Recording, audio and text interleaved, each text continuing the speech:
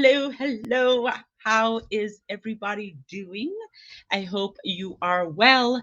Let me know that you are here when you hop on. Say hi in the comments so that I can say hi back to you. Um, it is I, Jasmine of the Everyday Crown Rocker. Super excited to have you guys here. And today we're continuing on the relationship goal, single and secure series. And this is part two of said series. So, not really that you have to watch them in any order. So, if you're catching this replay, um, on YouTube or something, you will be a-okay even if you don't watch them in order. But for those of you that do like order and structure and want to watch them in the order that they came out, this is part number two. And this is It's Your Party. So and I'm excited. I feel like I always say I'm excited, but I say it because I mean it. I am excited. I really am enjoying this series. I'm enjoying unpacking kind of some of the lessons that I am learning, some of the things that I have learned or have been learning, and sharing the journey with other amazing, awesome singles along the way. And I think what I'm also most excited about is that a lot of this content isn't just for single people. So I have been enjoying the comments that I've been receiving that even for people that are in relationships or married, that it has been beneficial to tune in and listen to the the content of these lessons. So yay! I'm excited about that. All right, so we are going to hop right in. You should still say hi when you hop on, but I am going to honor your time and mine and get started. So, we are talking about It's Your Party. I wasn't even close to being born in the 1960s, as you can tell by my youthful glow. But the Lesley Gore's, that catchy, "It's my party and I cry if I want to," that song, super catchy. It Once it gets in your head, it tends to live there rent free for a while.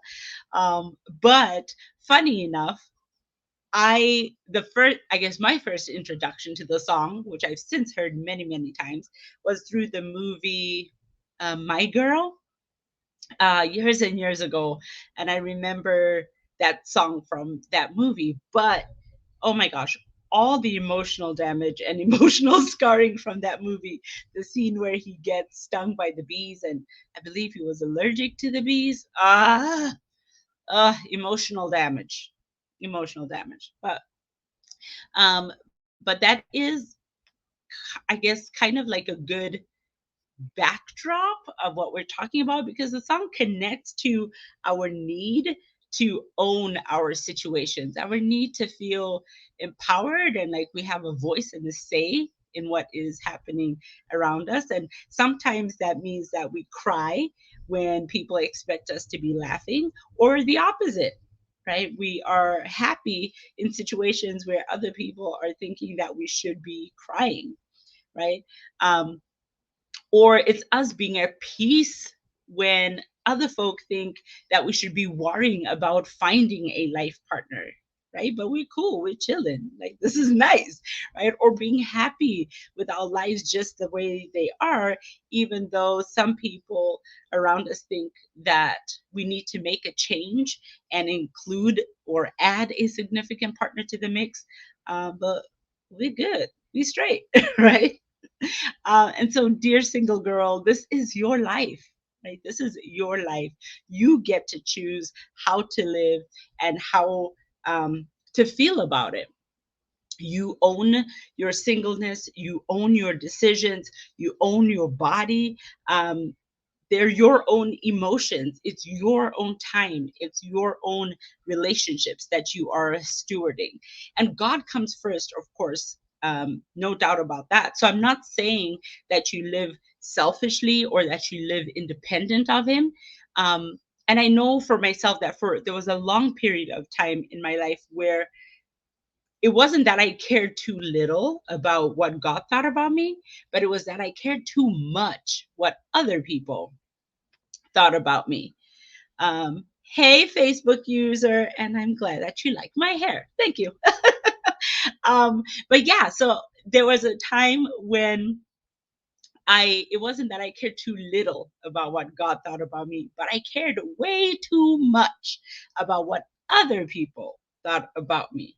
And so I was quick to adopt like negative views about myself, about my ideas, about my dreams, my thoughts, my goals. And so then I allowed culture or social expectations then to skew my view of myself, right?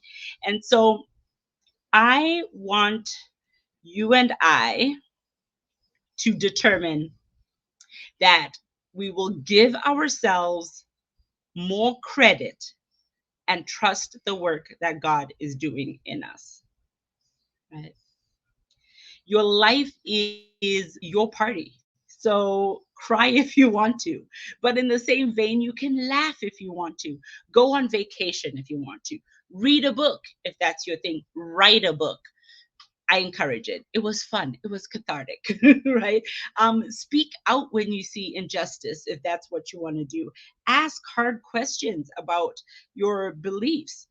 Adopt a pet. Go on a blind date. Get a new job. Move out of your parents' house. Maybe move into your parents' house for a season. Maybe include a lock on the door, but you know, do what you got to do. It is your life. And so I want you to hear me on this. I want to make sure that you understand what I'm saying. I'm not advocating for you to turn your back on everybody or everyone, um, and stop listening to or fail to heed wise and necessary counsel, right? None of us can do this life thing by ourselves. None of us is an island. We all need each other, but we do also need to take responsibility for our lives and to develop confidence that we can and that we do make good decisions for ourselves. Um, because ultimately, here's what's true, right, about you and I. We are adults in our own right. God speaks in and through you and I. The world needs what we have to offer, right? Your unique take, your unique perspective, your the way you show up in the world. The world needs that. They need a unique, authentic way in which you were created and how you offer that to the world, right? There is a divine calling on our lives. That's true of us too. We are, excuse me, there is gifting. We all have different gifts and talents and skills that we have. And you have wisdom and you have perspective and you have understanding. All those things are true of you, right? It's your life to live.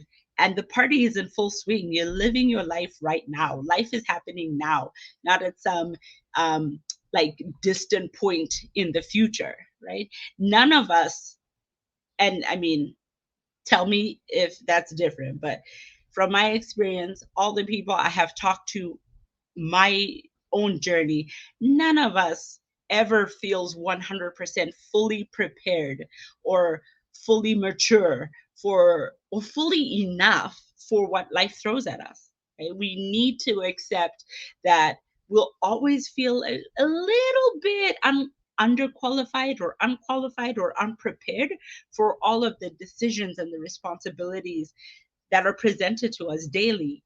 But that's okay. But gratefully, our Heavenly Father's grace is sufficient for all that, and His mercies are new every morning. And as we continue on in our journey, we learn, we grow, we develop, we get bigger, we get better, we get stronger, we get more confident, right? So it's about progress and it's about progression, not about being perfect the first time out the gate. It's a myth. It's impossible. It just won't ever happen. But it's through the process, through growing through it and growing into it, that we um like flex that confidence muscle a bit, right? And so whether you feel confused, insecure, or you're frustrated, right? By where you are in your life right now. Or even if you're on the flip side of that, if you are excited, if you're full of faith and overflowing with dreams and goals and things you want to do, or even if you're a little bit of both, it's okay to own it. Like, it's okay to own that this is where you are in your journey right now. This is the point that you find yourself at right now, right? And so go ahead and own that. Okay. Um, Next, we'll kind of head, which is connected with what I was saying, but we'll head into territory that I know well, and I have no doubt that many of us know well. It's almost like that favorite sweater that's really shaggy and probably needs to throw away, but for sentimental reasons, you kind of keep it around and it just lingers in the recesses of your closet. Um, but in this case, what I'm talking about is the shame game, right? The subtle layers that are brought on by impossible expectations. Um, you can start playing the shame game based on bad decisions, reoccurring anxiety, and it can make all of that hard to celebrate your single life if you let it. Author and researcher Brene Brown defines shame as the universal fear of being unworthy of love and belonging, right? Shame is an emotion that can act as a controller in our lives. It can step in and run the show if we let it go untethered, right? It can be a silencer. It can steal our voice and keep us quiet when we need to speak because we feel so ashamed. Um, and it keeps us isolated. It can keep us isolated because shame strikes at the core of our identity and our value. That's what it's attacking. It's attacking our core of who we are, is why it's so pervasive and such a destructive emotion. Because of this, I think then that it's important that we learn how to fight and to learn how to make sure that we don't allow it to run rampant in our lives, right? And one of the ways, there's more than one, but as it relates to us talking about singleness, I think one of the ways we fight shame is with honesty, by admitting your struggles, embracing your humanity, even if it's not where you necessarily expect it to be. It's okay to be where you are now. Your struggles are not a reflection of your worth or your value as a person. They don't mean that you are not deserving of love and belonging, right? And so it doesn't mean that you have to tell everybody your business, but for sure, find one or two really solid people in your life that are either walking the same singleness journey with you and can hold your hand and you guys can walk it together, or even if they're married or coupled up, um, other women that can speak life into you and that can call you higher and call you out of that misery and that funk, but call you or call out of you the truth of who you are, um, and the truth of who you are as well. Right? And I think that the term single is part of the problem, that the actual term itself is part of the problem because it implies lack or insufficiency, right? It implies that you are alone and or are missing something, right? The hardest part being that people around you sometimes make assumptions about what you are lacking, or what you are doing wrong, or even what you really want, right? They might be well meaning, but they're not so helpful. Comments really add stress and guilt unnecessarily, right? It can look like unsolicited or unwelcome advice from people that don't even know you, that are make it their business to tell you about your business and how to fix your life. It can be friends and family, often well-meaning, but that are constantly trying to set you up with somebody. Like, did you ask me? Do I even want to be set up? Like, I'm good, I promise. Or that annoying dude at work who's always like wants to hit on you because you are available, and they think it's funny, and you're like, no, not really. Or the not so funny jokes about like biological clocks ticking, or that you're losing your shine, or you better strike while the iron is hot, things like that. Or being an awkward third or fifth or seventh, or I heard today ninth wheel, when you're out and about with your friends that are all booed up.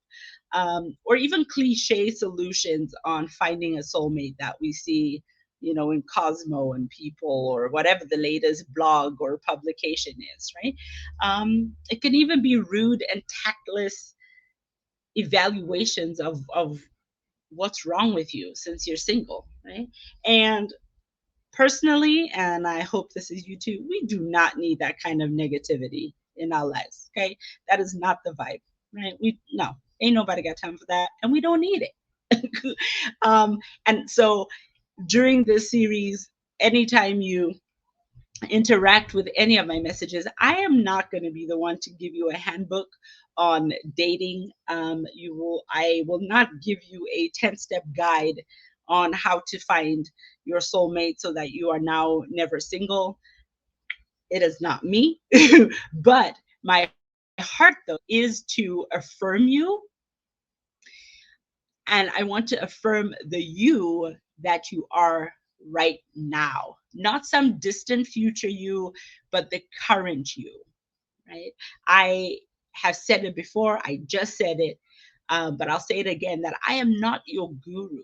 I don't ever want to presume to know what's best for you. Instead, I want to point you to the one who does know, right? God. He cares deeply about every detail of your existence. Um, of course, I will do my best to help, but ultimately, the source of your hope, of your confidence, of your courage, of your identity must be God, right? Um, and so this quick little section, I do want you to, if your volume is on, I want you to turn up your volume, and lean in so that you, yeah, thank you. Yes, definitely. There is nothing wrong with us. We are perfectly a-okay and beautiful just the way we are. And please stop trying to set us up with your cousin or your brother or whoever else. I promise we're good. You might think that we should be moping about, but really, honestly, we're fine. And if you're not fine, then we should chat, because you need to, so that we can help you get to fine, right? But this part I hope will help in that pursuit of getting to find and owning your life as it is and enjoying it in all of its fullness. So if you, like I said, if you are listening to this, turn up the volume a little bit. If you can't have your volume on and you're reading the subtitles, you want to lean in closer so you can actually hear by reading what it is that I'm saying, right? um, no one else can fix you because you are not broken. Right? This is why all the fixing is not working, because you are not broken. No one else can give you what you are missing because you are complete. You are a complete 100% person in your own right as you are right now. Right? There is nothing missing. There is nothing that needs to be complete. Any partner you have, you will come in with your 100%. He should come in with his 100%. You're not 50% and 50%. You're 200% coming together to partner in this life thing, right? So you can't be completed. You're missing nothing. No one else can save you. Jesus did that already. Let God, and you do you, boo boo. You don't need to be saved by anyone other than Jesus. And also, you cannot go around saving other people. You are not Jesus. No one else can tell you what to do because God is the one leading you, right? He's the one in control, in charge of your life. He's the one that you are having those conversations with. And so it's his voice that you should listen to first and foremost. And no one can define you because you were made in God's image, not in their image, right? So I hope you caught those 5 things. And again, just like I want to make sure that you understand my heart on this. Like, I am for sure not saying that you don't seek wise counsel and that you don't um, seek the help that you need to continue to grow. It is important to be humble and to listen to advice. Proverbs, an entire book of the Bible dedicated to wise advice. So 100% you must do those things. But I'm talking about you being confident and taking responsibility for your life rather than letting other people run your life, rather than letting other people define who you are for you, right? You, in partnership with Holy Spirit, define who you are, and don't let other people run what's it's none of their business. Right? You are your business and they can stay out of it kindly. Right? um and I also know that it's not just other people or just external people that can trigger that shame game. Sometimes it's your own inner voice. Sometimes it's your own inner critic, um, that can be the greatest source of doubt and stress, right? I know for sure I have been. There are times still and in the past where I have been and sometimes continue to be my own worst critic, right? And so here's what I know though: you can't shame yourself into the future that you want, right? I've been trying that for years and not working. Okay. I'm nowhere close to the future that wanted, right? When I was playing this shame game. And also, you can't stress yourself into a happy life. It just doesn't work. That those things don't even make sense together, right? And while you can't win at the shame game, remember this: you don't even have to play in the first place. The shame game doesn't have to be your narrative. It does not have to be your story. You can opt out. You can walk away. Right? You can turn to God and you can learn to value yourself as He values you instead of running on that shame hamster wheel and never getting anywhere. Right? God defines you, and that definition begins and ends with love. You need to belong and you need to be loved. And that's what God does best. He knows how to lavish his love on you, and his goodness is running after you. He is chasing you down with goodness, right? Maybe you just need to stop and let him catch you a time or two, right? So that you can experience him lavishing his love on you. Um, he's not going to, God will not gaslight you. He's not going to tone police you. He's not going to ghost you, and he's not going to cancel you, right, for something that you said or told him, right? He's not going to ignore you, and he for sure will not mock you or punish you. That is not at all what he's about. What he will do, though, is that he will listen, he will validate, he will embrace you, he will cry with you. I think of the story of Jesus crying with Martha and Mary when their brother Lazarus died. And it says that Jesus wept, right? And he's still doing that today. He will cry with you, he will encourage you, and he'll change you. And as you allow him to work that out in you, he will then send you back into the world, and a world that needs you, right? That needs that very thing that he's put in you. But he'll send you out with his grace, with his love, and with everything that you need to cover all your needs, with his grace being sufficient, right?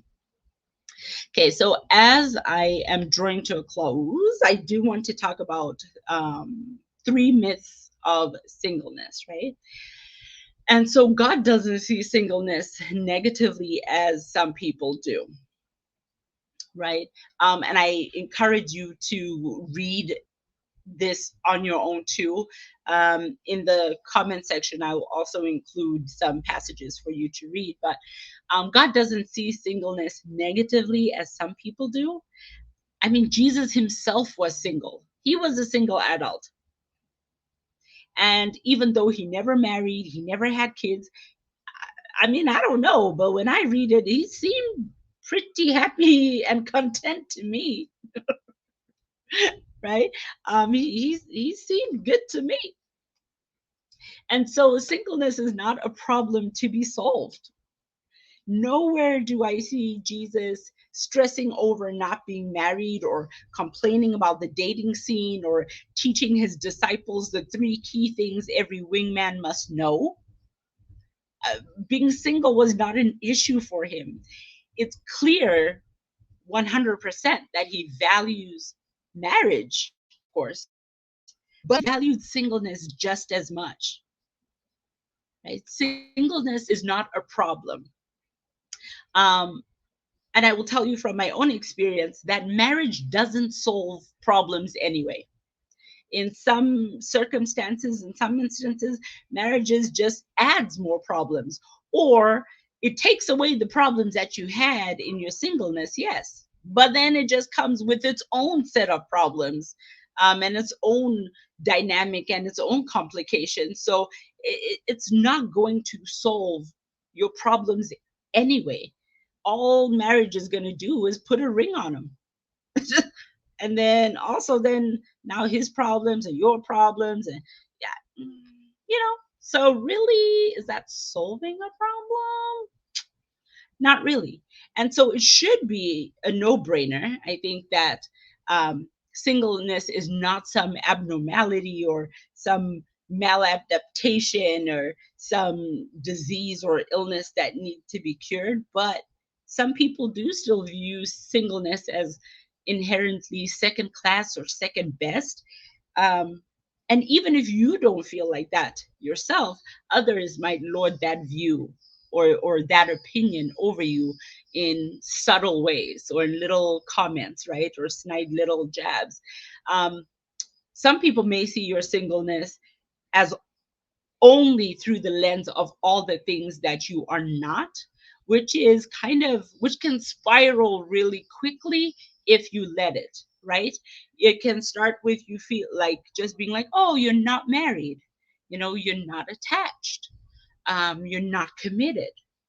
Suddenly that spirals into, going back to that shame game.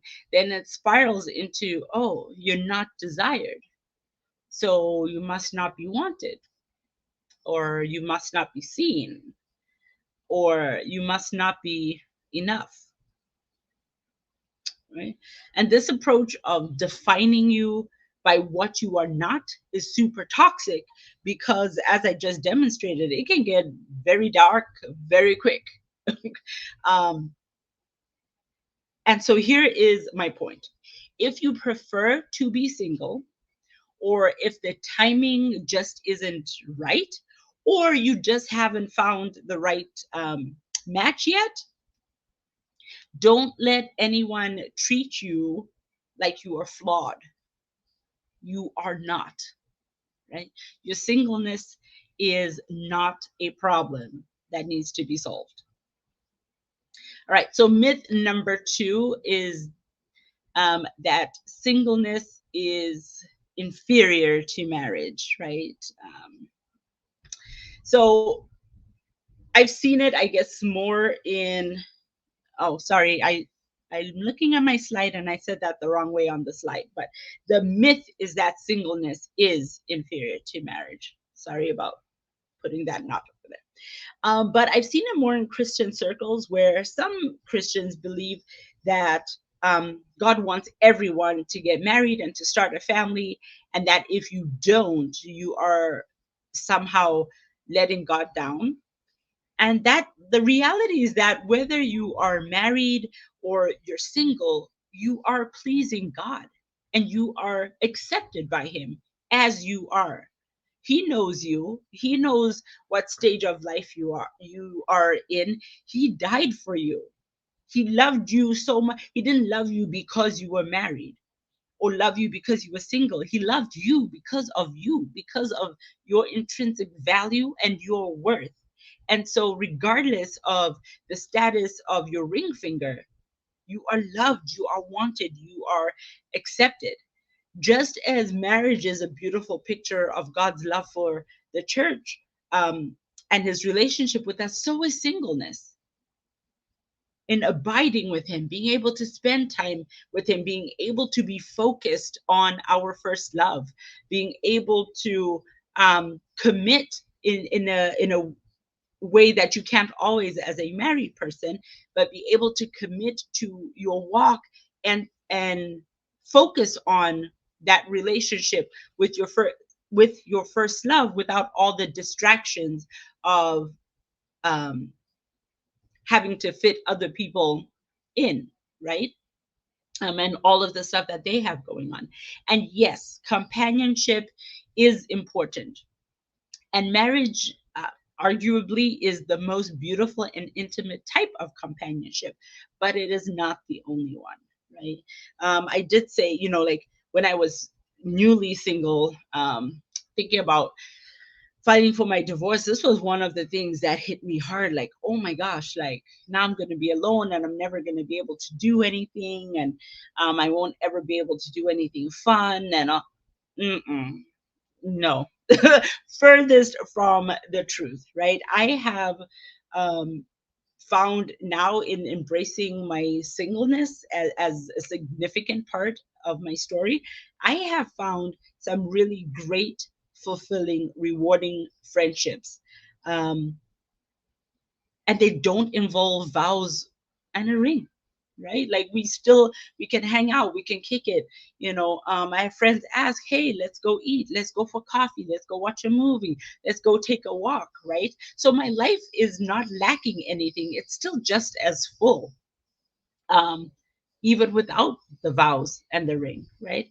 And so I encourage you, then don't isolate yourself, but also don't assume that you have to get married either.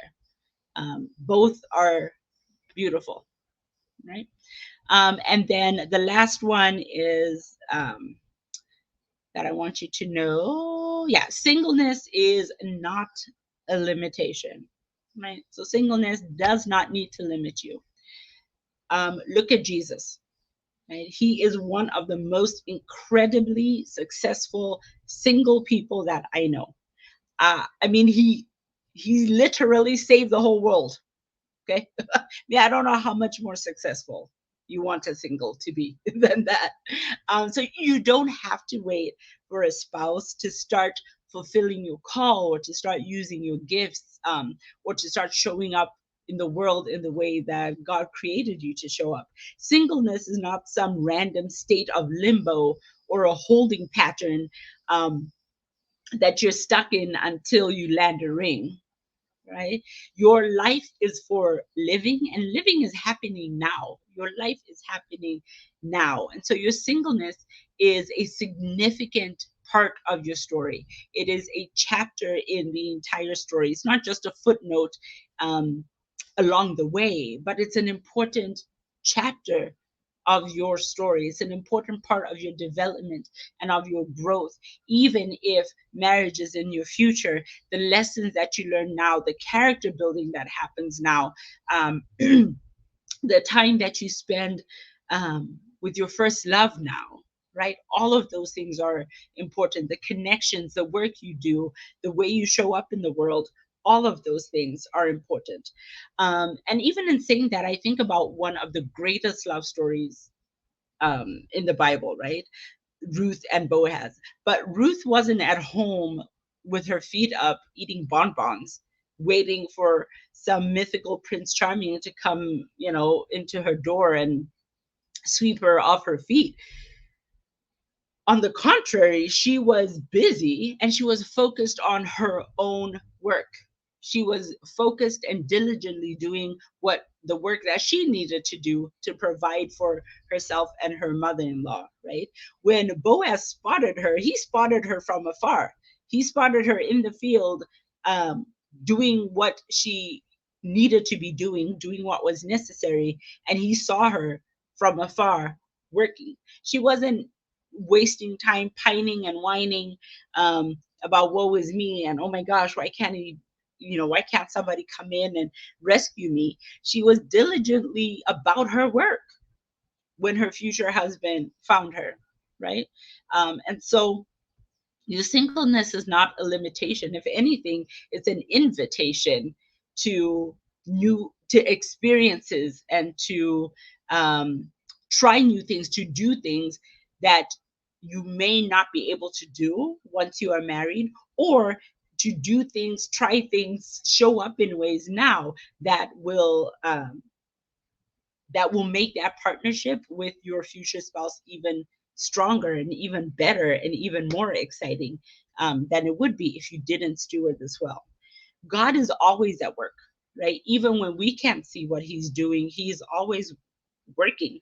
And then it seems like, oh, like it happened suddenly, but it's like one day you look back, a few years from now, you'll look back at your season, or maybe not years. I don't know what your exact trajectory will be, but at some point, then you'll look back into this season of your life and you'll stand in awe at how much God is doing in and through you, right?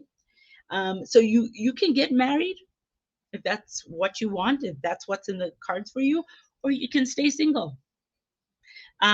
However God leads and however He guides, both options are valid and both options are equally fulfilling and beautiful. Both, being married or being single, both of them are gifts and callings, and both please God. Both of them can be used by God, and both of them are blessed by God. So one is not superior over the other, and you're not limited, right? And so this chapter of your singleness is important, and that is why I'm so passionate about helping women steward the season well, right? Whether it's a season, whether, it'll be, if you be single for a lifetime or for the rest of your life, going forward, whatever that option is, I still, it's my heart's desire that we all learn to steward it well and to flow and move out of that place, right? And so I dare you, I double dog dare you, I triple dog dare you to unlock the potential of today by choosing to live today, right? Enjoy the season that you're in, celebrate it, value it, right? While you are here, sow in this season, reap, from what you sow in this season, bear much fruit in this season, right? This is your party. This is your life. God is so, stinking proud of you, right? Your singleness is a gift. It's a gift. And don't let anyone tell you otherwise. Don't let anybody force you to rush through it. Don't let anybody, try and tell you, that it's a waste of time or to throw this gift in the garbage. Trust me, it is a gift. And if you steward it well, you will reap such a bountiful harvest, um, from it. And oh, oh man, y'all, I mean, yeah, I don't know how to stress it enough, but I just feel like if we did a better job of stewarding our single season, or even if we, um, were better equipped to steward our single season, there would be so much less pain and heartache and drama and unnecessary toiling and suffering, right? And so, um, it is my heart to, I don't think that the church has always done a good job of necessarily equipping us for singleness or shining a light on the significance of it. It is usually kind of like, oh, a pit stop on the way to um, marriage. But God wants to do so much in you and through you, and He values you as an individual. And I just want you to catch, even, I think, even if you caught just a glimpse of how valuable, how loved, how cherished, how wanted you are as you are,